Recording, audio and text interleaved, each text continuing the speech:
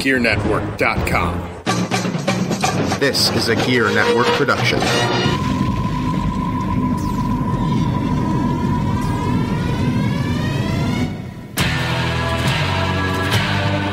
Okay, welcome back to the show, everyone. Okay, welcome back to the show, everyone. Welcome back. Going to do it.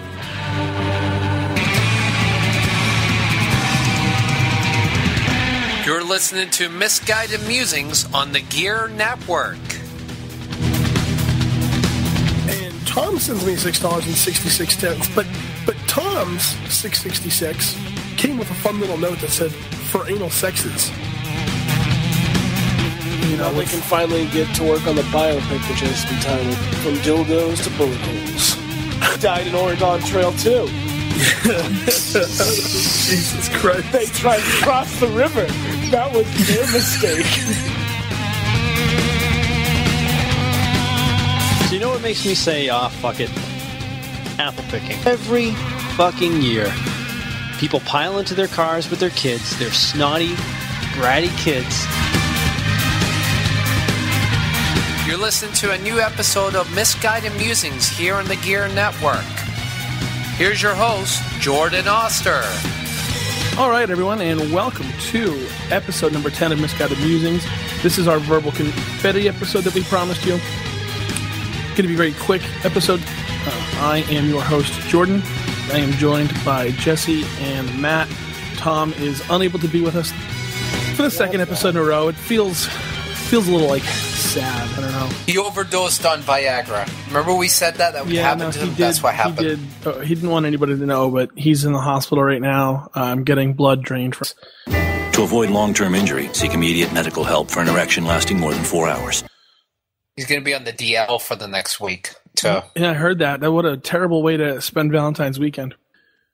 So, to be honest with you, it's a good week for him to do nude photos because his penis will never look as big as it looks now. It's just going to look like an empty sock. Like, just kind of fucking, like they drained him. It's just going to be like all flat and being gross. Like, you know when you microwave a hot dog instead of boiling it? Absolutely. It gets all wrinkly and disgusting, yeah. Always splits in the middle and I didn't cut that.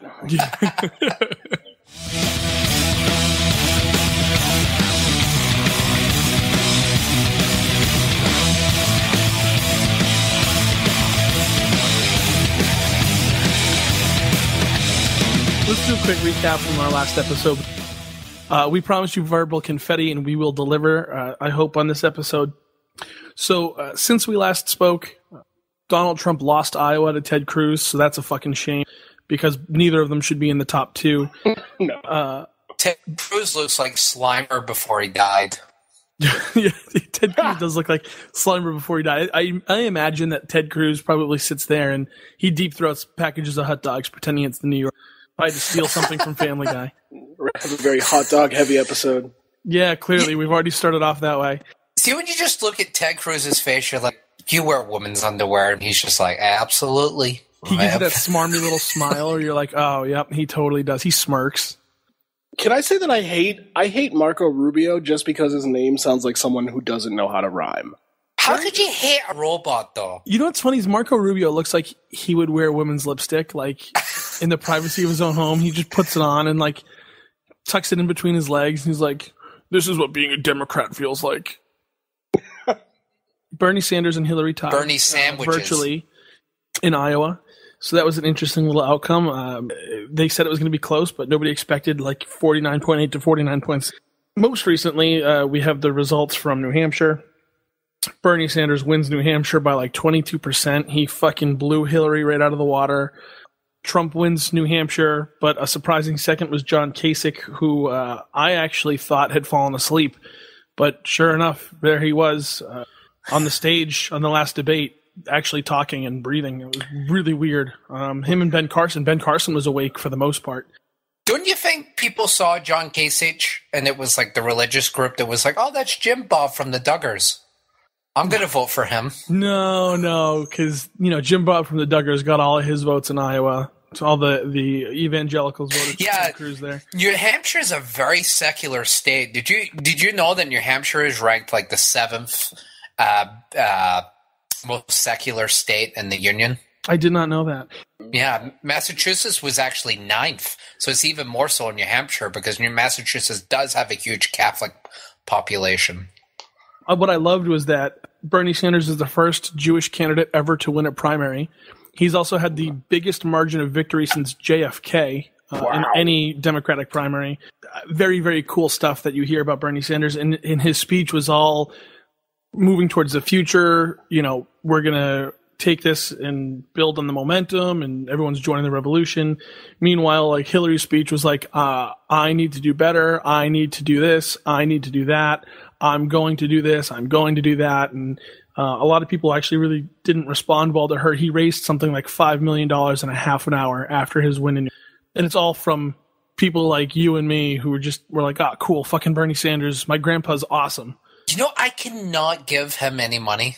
I would be subject to perhaps losing my job because of that.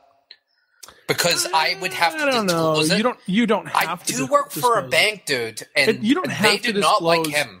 You don't have to disclose any political contributions. Oh, really? I thought it was I thought you had to tell your employers. Do not have to disclose any political contributions. Oh, okay, that's good to know. Unless you are like donating like $1 million, in which case it would be public knowledge at that point. Oh, I don't have $1 million. Yeah, no shit. None of us do. Nowhere near that. No, we don't. So I really enjoyed the New Hampshire primary only because you got to hear Donald Trump call Ted Cruz a pussy. One of his supporters, Trump was giving a speech talking about Ted Cruz. Some woman in the audience called him a pussy. Ted Cruz or Donald Trump was like, I don't want to hear you say that again. You shouldn't be saying things like that, blah, blah, blah. And then he sits there and he goes, did you hear what she said? She called him a pussy right on stage. And it was like, you know, everybody's cheering and laughing. I have the clip. I'll play it now for everybody. They asked Ted Cruz, serious question, well, what do you think of waterboarding? Is it okay? And honestly, I thought he'd say absolutely, and he didn't. He said, well, he's concerned about the answer because some people, she just said a terrible thing. You know what she said? Shout it out because I don't want to. Okay, you're not allowed to say, and I never expect to hear that from you again. She said, I never expect to hear that from you again. She said he's a pussy. That's terrible. Terrible.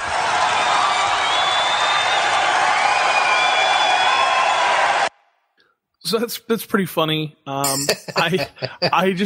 love that, like, he kind of looks around on stage and he's like, everybody heard me call him a pussy, right? Like, I didn't say it. I'm just making sure that you guys. Yeah, I'm just making sure that everybody heard the P word coming out of my mouth.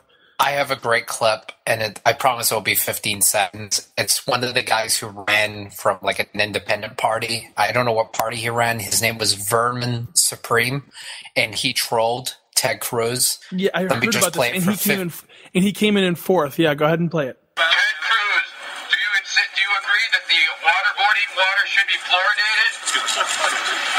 Shouldn't we at least fluoridate the fluoride that we use to waterboard the bad people with? Thank you, sir. Surrender, Ted Cruz. Surrender. We have you surrounded. You must surrender immediately. Put your hands in the air and drop your pants for your safety. Thank you. That's great. So that happened in the time since we all last spoke. Anything, guys, that I'm missing politically? No. Oh, here was an interesting stat that happened. It was for the exit polls. They said 66% of the Republican Party, Republicans who voted on Tuesday, wanted the Muslim ban on all Muslims. But here's the interesting thing. Only 30%, or maybe even less, maybe 25%, ended up voting for Donald Trump. Yeah, I'm not shocked. I mean, a big thing on the Republican side of things are going to have more strict vetting of Syrian refugees and coming into the country. Yeah, which they should. I get it. You know, I mean, but we're not going. Did you not see that John Oliver episode where he went over what the vetting process actually is for people immigrating to the country? It is very hard over here in this country. You have to be like sponsored. No offense, but the vetting process failed when it comes to San Bernardino, and the fact that they actually lost track of the people after they came back from Iran. after the guy left to go marry this woman to come back and bring her into the country, and then I don't want to get. There's no such thing as a perfect system, though. I understand that, but San Bernardino was bound to happen. Listen. There's a lot of things that are bound to happen, but let's be real here. Mass shootings, whether you want to refer to it as a terrorist attack or not, they shouldn't be bound to happen, but they did. So I don't want to get into that in this episode, though. So we're gonna move on. It's not a mass shooting episode. It's almost Valentine's Day. It's romantic. We don't talk about mass shooting. Well, it is. They did it together as a couple. That's kind of romantic. That is kind of romantic. Riding off into the sunset. We are Bonnie and Clyde. We did it for Allah. How many guys can they say, found a girl, and they're like, hey, I kind of want to murder a whole bunch of people, and their girl's like, yeah, I'm cool with that. I mean, you want to say what you will. It's a strong relationship. You just offended the whole West Coast, pal. So listen, if we're going to get into Valentine's Day massacres, let's not forget East Coast beers are for pussies. Let's not forget that in Chicago, we had a gangster mow down 40 of his rivals, and that's kind of fun and exciting. Yeah, but it's gang rated. I don't mind when gangs shoot up each other. They never called themselves gangs. They were the mafia. That's also the title of a horror movie. You can't call it a Valentine's Day Massacre. Oh wait, no, that's My Bloody Valentine. Wow, your knowledge of pop culture astounds me every time we talk. I am a well of useless pop culture knowledge. I thought a Bloody Valentine font of useless would be a girl having her period inside a bathtub and the gentleman going back in. That is what I call a Bloody Valentine. Wow. I thought you were describing a scene from a movie, and then I just realized Matt gave about period baths. No. I just tell you something? Period are the absolute worst thing I could ever imagine. Why did you just imagine a woman bathing in it? No, I'm just saying it's the most disgusting thing possible, and that is a Bloody Valentine. You're a grown man. You turn the lights off. All right, so back to Al Capone. Put a towel down and take a. I don't trust the thing. Don't even say it. That's so hacky. Don't even say it. What? I'm not a comedian. He was just about to say, I don't trust anything that bleeds for 5 days and doesn't die. Oh man, sometimes it's more than that. Sometimes it's less. I can play the misogynist role here and there. You don't. All right.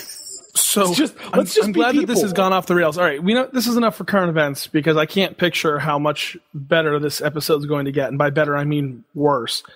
Oh come on, it's entertaining. In my country, when a woman... No, Yakov Smirnov. So, we promised you verbal confetti. I don't think that we've hit that mark yet, but we're about to. So, in honor of Valentine's Day... we have a verbal period blood in this short right God damn it. Oh, man. Matt, you just need to learn the off switch, pal. Hit it sometime. So in honor of Valentine's Day in this shortened episode, we are going to go over some of our own bad dates and share them all with you. So let's take a quick break. We will come right back into it, and you'll hear some of our bad dates. Is your sex life boring? Bring her to see Bob Cosby, sex therapist. No relation to Bill. Have you tried sticking your dick in the Jell-O pudding? It feels nice and soft. It's like fucking a decimated vagina. And have you also tried my Valentine's Day cocktail? It's called the Hot Cosby. It's a little bit of tea, whiskey, and ambling. And I'll tell you one thing.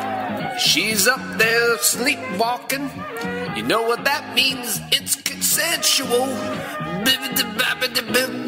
This was brought to you by Bob Cosby, sex therapist. We're not responsible for your rape charges. This is the best elevator music I've ever heard. Welcome back, everybody. Hello. I'm just going to jump. Hello. I'm just going to jump right into it with my bad date. Lead the charge, Jordan. I as I always do. It's kind of your role.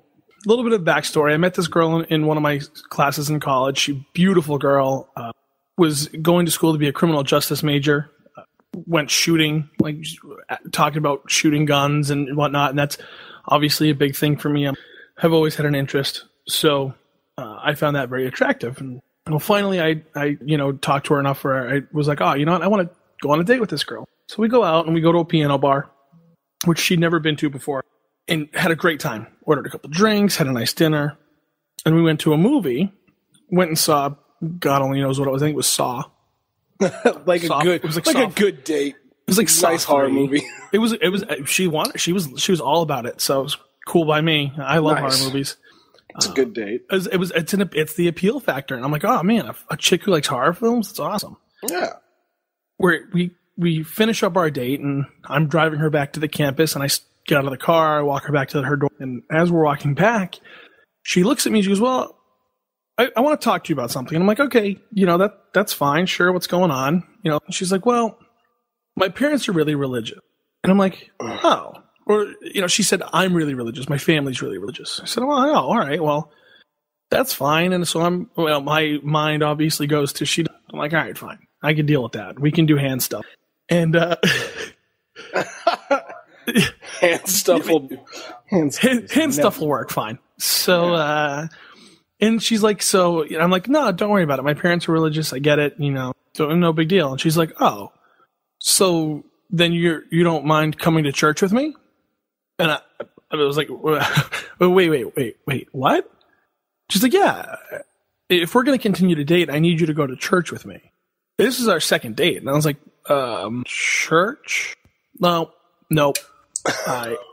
Nope. I'm not a fan of people. And people they run organized religion, also not a fan. I don't, no offense to you, don't think this, we're not even, like, this isn't like for marriage. This is like, oh, I need her, I need to go out. I get in my car, and I remember calling my brother, and I was like, "Hey, you're not going to believe this." And so I explained to him what happened, and he goes, "Wow, you got a Nazarene." And it turns out I absolutely did. I hooked a Nazarene without even knowing it. Not only did she want to save herself for marriage, but in order for me to be accepted into her life.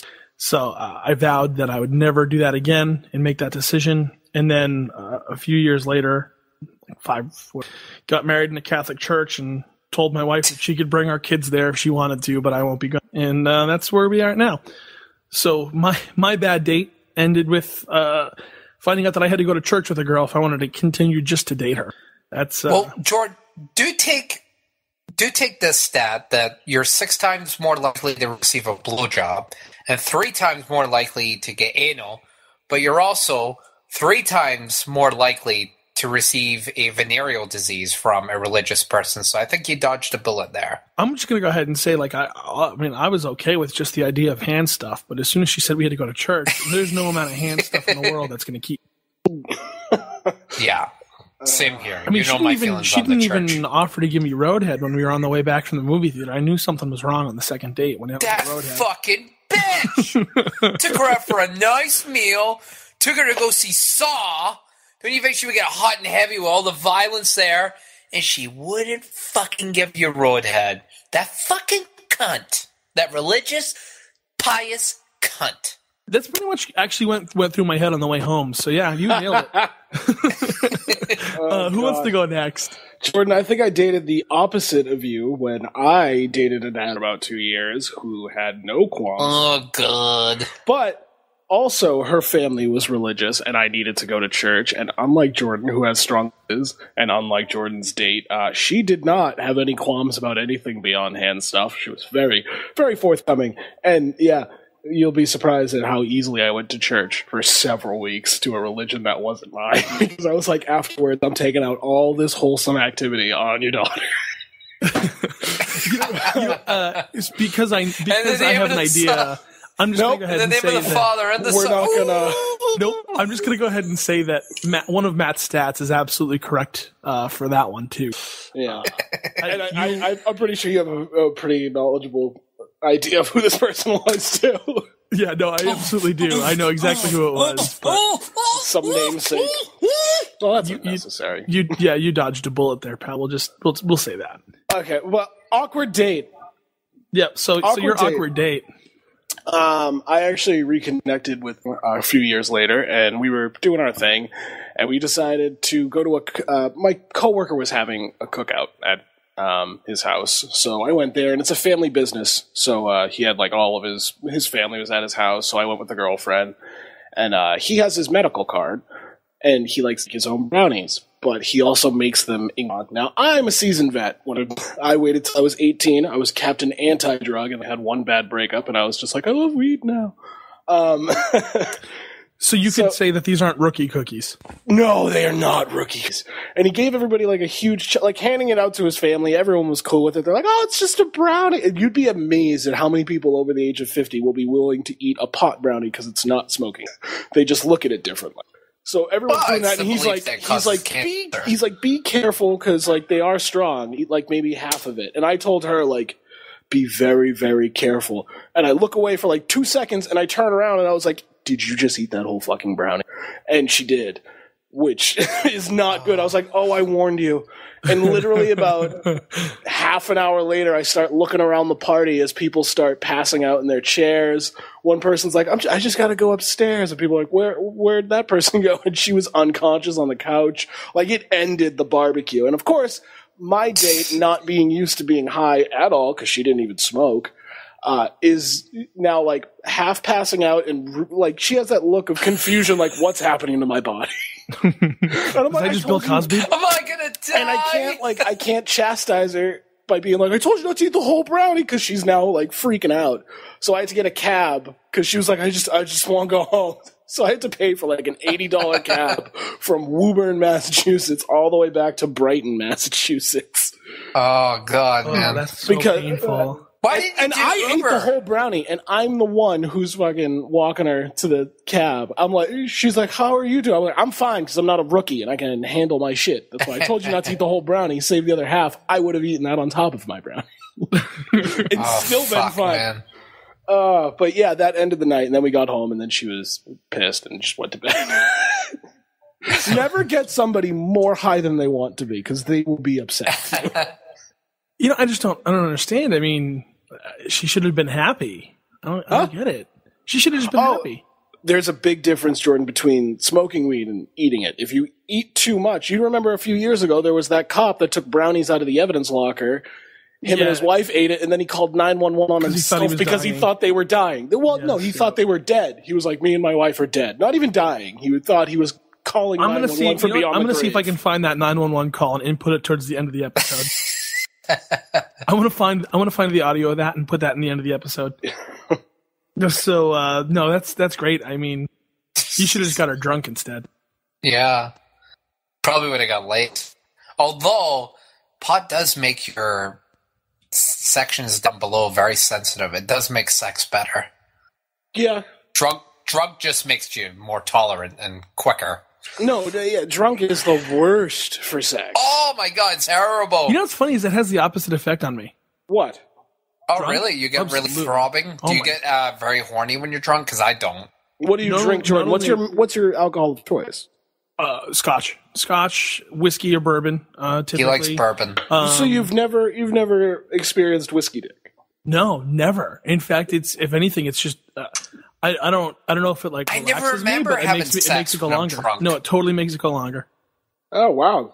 Well, yeah, that'll happen if you get the right balance. But if you're too drunk, it's just pushing rope. I won't say when this happened, but I was fairly happy, and there was like a 35 minute marathon session, followed by another 38, 45 minute marathon session. Nice. I was raw. It hurt. After a while, I was like, "Can we stop?" Oh, a carpet burn, man. It was there was no carpet down. Let me tell you that. Matt, do you trimmed for that lawn? Yeah, Matt, do you have the gardener trimmed the bushes? I mean, I don't know, but Matt, you have a bad date story for us, awkward date. Yeah, so when I worked at the back in the early, right after high school, I took a job at like a pet store. And a couple years into it, there was this girl who joined, and I always thought she was a little, tomboyish. But, I hadn't had sex in maybe like 6-7 months, maybe even longer, maybe like a couple years. So I was just like horny as hell, and I was striking out, and I wasn't very confident. And so she asked me out and said, "Hey, do you want to go out sometime?" And I was like, "Oh, sure, no problem." Because she was attractive, she was, as a tomboy, so she was quite athletic. So we went out on the date, and we went in the Boston. A fucking witch nose and a wide back for a gal. Hairy knuckles. I'm not sure what happened there, but so anyway, we went in, and we went out for a couple places, and I had to pay for it, and it was just like, fuck, I ended up spending like $100. I was like, geez, I would have been cheaper getting a fucking prostitute. Wait, so we went someplace in Boston. I think it was Boston Commons at the end of the date. And she was fine holding hands. And we get to this park bench, and she was like, and I was ready to make my move. And she was like, I don't make out the first date. And I was like, okay, that's fine. She's just a very classy gal. I was like, all right. I know you just paid a lot for dinner, but I have no interest in putting my tongue off. Just going to throw it out there. We ended up going out the next week, and she was like, oh, I'd rather go to a movie and meet there. So I was like, oh, do you want to go play? No, I'd rather go to the movie. And I'm like, okay. And I was a little, I didn't want to go to a movie. I'm like 22 years old, and I'm just like, it's the second date, and, as 22-year-olds, it's not fucking high school. You want to fucking get laid. That's the whole point. And I wasn't looking for a relationship from this girl. I was looking to get laid. I'll be honest with you. I was not going to, press it on. I was, waiting for her, because she seemed like that type of person, to be honest with you. Because at work, she was fucking flirting like hell with me. Yeah. So anyway, we went on the date. Did you get a tugger in the back room? No, so we went on the date. Watch you put your penis in the fish tank? No, nothing. And I tried to do certain things. I'm like, oh, you tried to put your penis in a fish tank? No. She was gives a whole new meaning to dick in a box. And I tried to make moments of that. So, like, she was grooming a cat, and she was like, "Can you help me with it?" And I'm like, "Oh, She was grooming. And I was like, "You gonna shave the cat?" And I'm like, "Cause I like my pussy bald." And she was like, "Oh," making all the fucking perverted comments and yawns and so anyway, we went. Well, why does she just sound like a spooky ghost? I got ghost fucked. That's what happened. So anyway, I meet her in the movie theater, and she was there with someone else, another girl. So I was like, "Oh, hey, how's it going?" It was like, "Oh, this is my roommate, Becky. She had nothing to do tonight. She wanted to really see this movie. I hope you don't mind." I was like, "Oh, no, that's fine." So we're watching the movie, and, she's in the middle.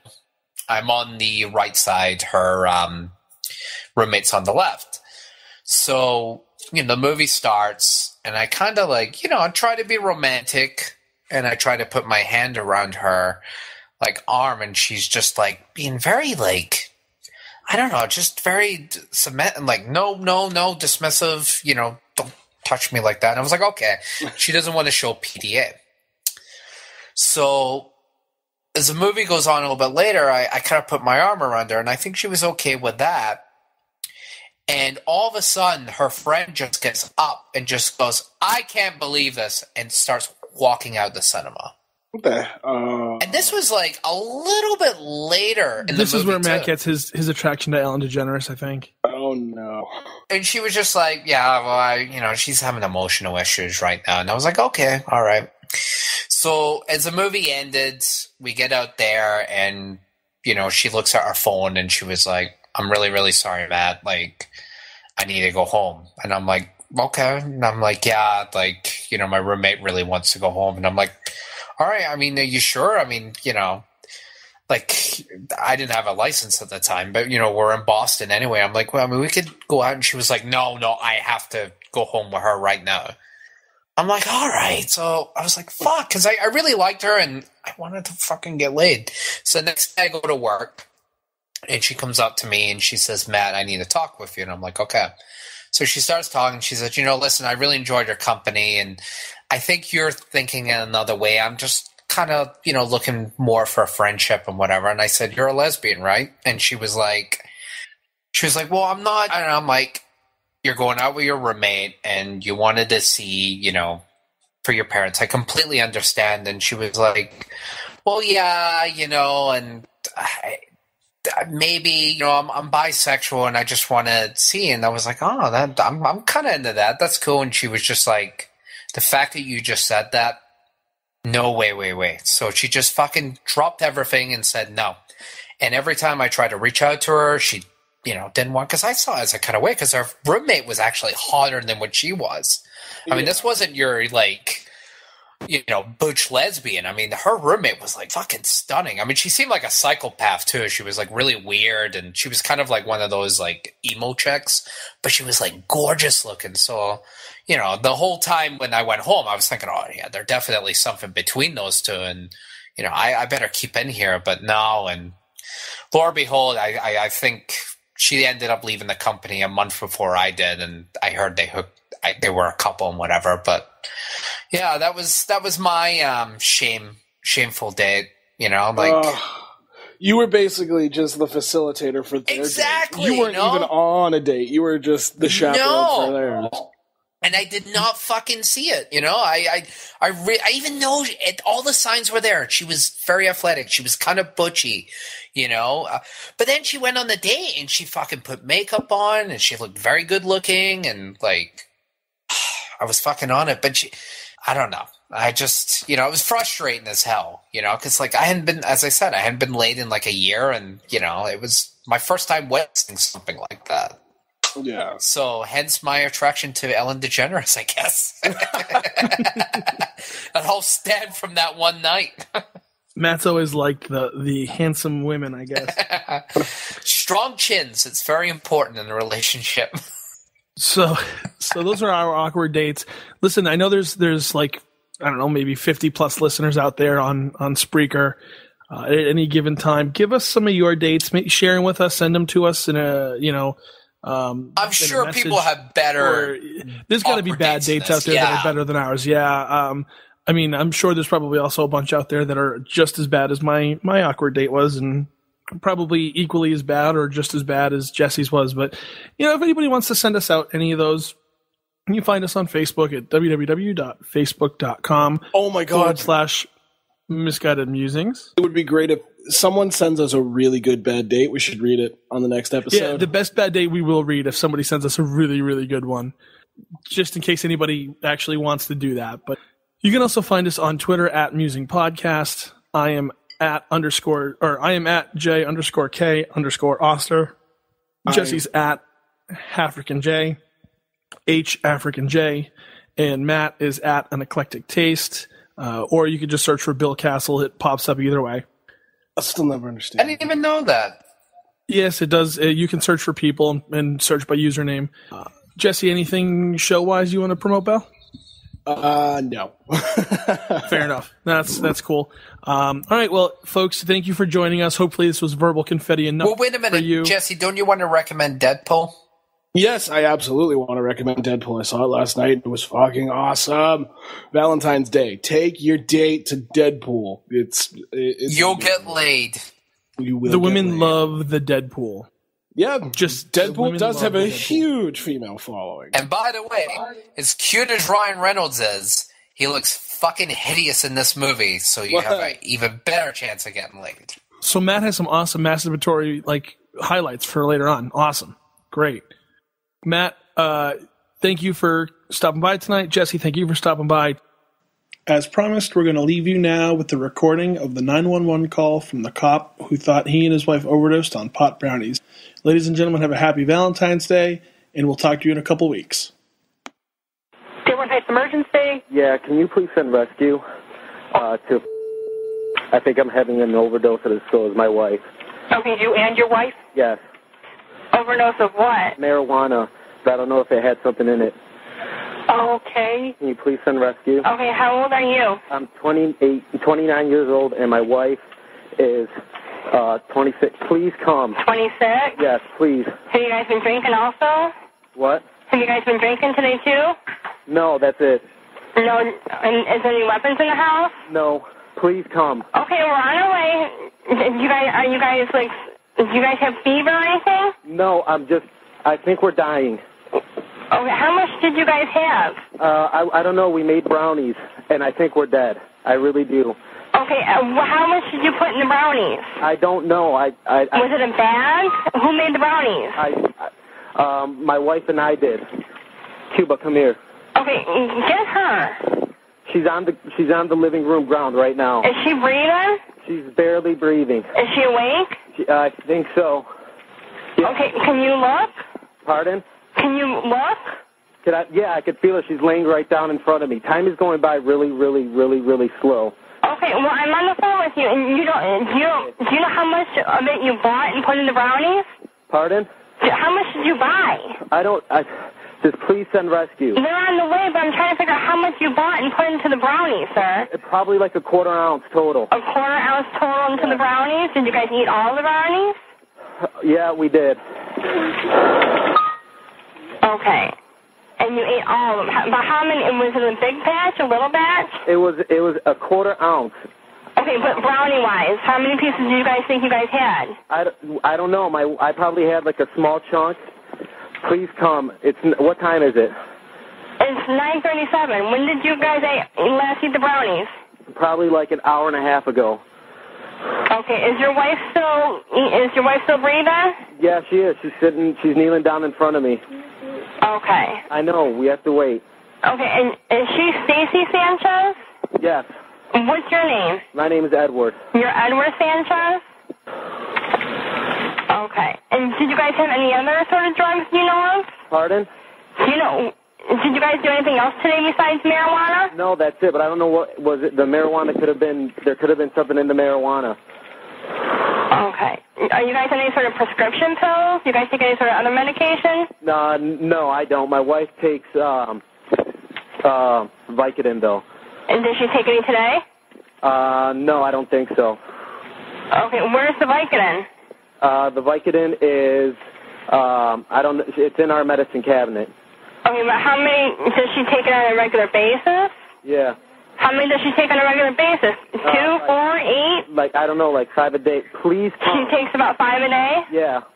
Are you coming? Yeah, they're on the way. They've been in mall for 2 minutes. It's now 9:38. Okay. And she takes about how many? 5 a day? What's that? How many does she take a day? She takes like, I don't know, like 6. 6 a day? Like 5 a day. I don't know. We got into a car accident in Dearborn Heights last year. Okay. And you don't know how many she's taken today? No. Okay. Is there any animals in the house? Is there any what? Do you have any dogs, cats? I'll put them away for you. Okay. Is the front door open? Yeah, the front door's open. Come here. Porch light on? Pardon? Is the porch light on? Yes, the porch light is on. Are there any weapons in the house? You already asked me that. And what'd you say? Yeah. Well, no, there is. Where is it? It's in my closet. Is that in the back bedroom? Yeah, in the front bedroom. In the front bedroom? Yeah. Go on.